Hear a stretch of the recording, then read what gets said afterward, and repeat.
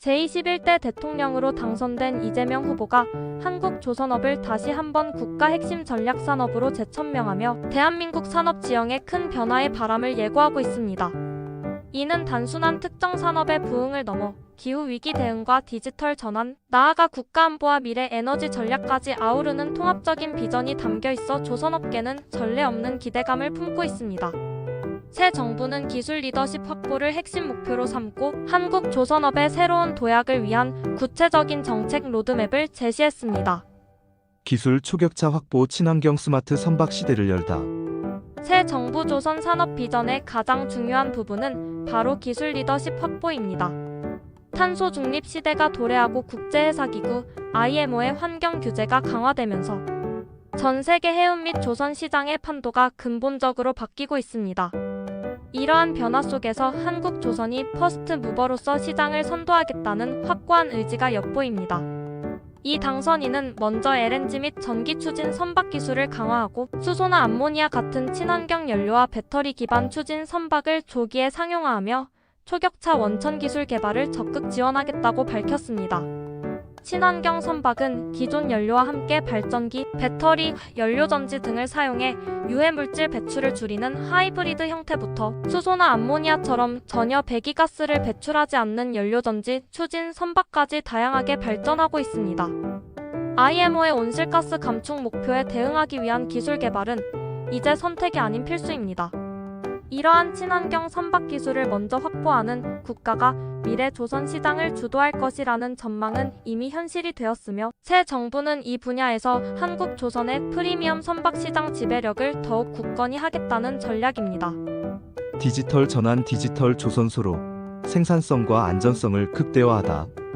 기술 리더십 확보의 또 다른 중요한 축은 디지털 전환입니다.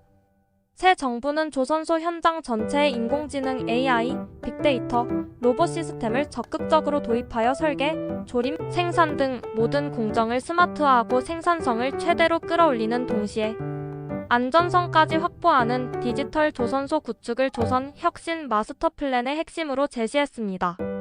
스마트 조선소는 이미 전 세계 조선업계의 중요한 과제입니다.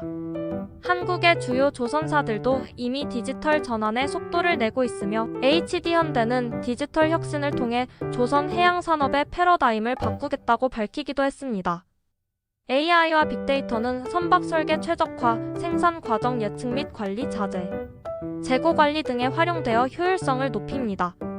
로봇 시스템은 위험하고 힘든 작업을 대신하며 작업자의 안전을 보장하고 정밀도를 높여 생산성을 향상시킵니다.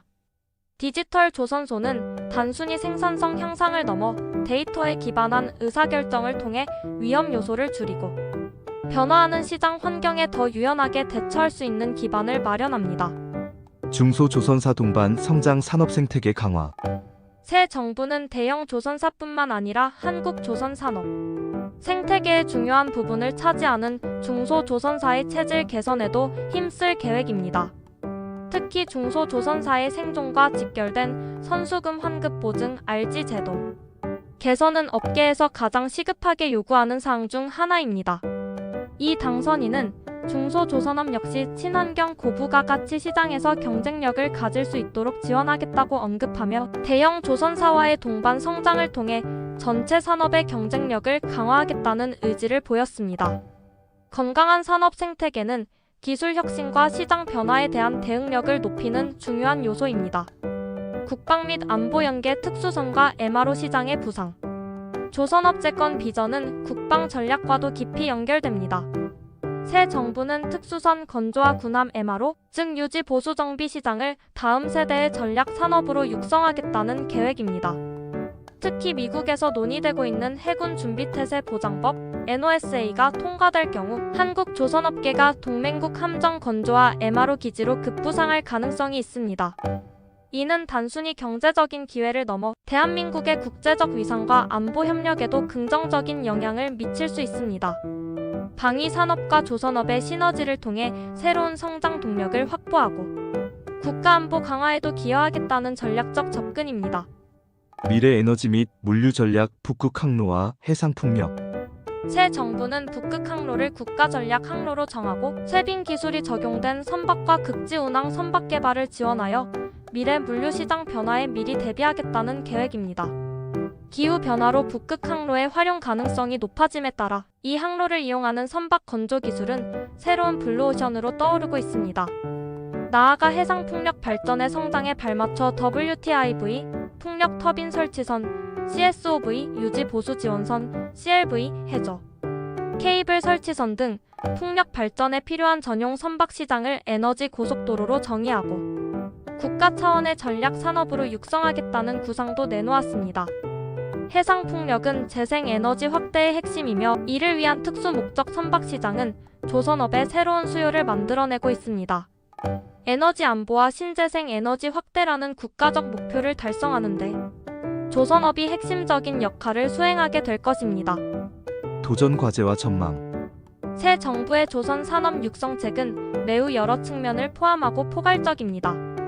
기술 혁신, 디지털 전환, 중소기업 지원, 국방 연계, 미래 에너지 및 물류 시장 개척 등 다양한 정책 방향이 제시되었습니다. 하지만 이러한 비전이 성공하기 위해서는 몇 가지 도전 과제를 극복해야 합니다. 첫째, 인력 부족 문제입니다. 숙련된 기술 인력이 부족하고 젊은 인력의 유입이 적은 것은 조선업이 오랫동안 안고 있는 문제입니다. 외국 인력에 의존하는 상황은 생산성 및 품질 문제로 이어질 수 있습니다.